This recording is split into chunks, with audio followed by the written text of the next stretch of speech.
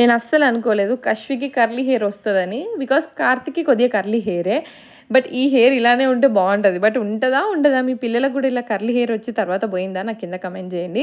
ముందు రోజు కశ్వి సరిగ్గా పడుకోలేదు, సో మేము కూడా పడుకోలేదు, తలనొస్తుంది అనేసి చాయ్ పెట్టుకుంటున్నా, కొద్దిగా ఎక్కువ పెట్టుకుంటున్నా బికాస్ అప్పాలు వేసుకొని తిందామని. అండ్ మీలో ఎంతమంది చాయ్లో అప్పాలు వేసుకొని తినే టైప్ బ్రేక్ఫాస్ట్కి ఈ సీజన్లో అనేది కింద కమెంట్ చేయండి. సో అట్లా అప్పాలు వేసుకొని అది నానేలోపు ఫేస్కి ఇది పెట్టుకుంటున్నా. ఇది గుడ్ వైబ్స్ వాళ్ళ సాఫ్రాన్ క్రీమ్ అనమాట. సాఫ్రాన్ స్కిన్కి చాలా మంచిది, ఈవెన్ ప్రెగ్నెన్సీలో కూడా మనం తాగమంటారు బికాజ్ ఇందులో యాంటీ ఆక్సిడెంట్స్ ఉంటాయి.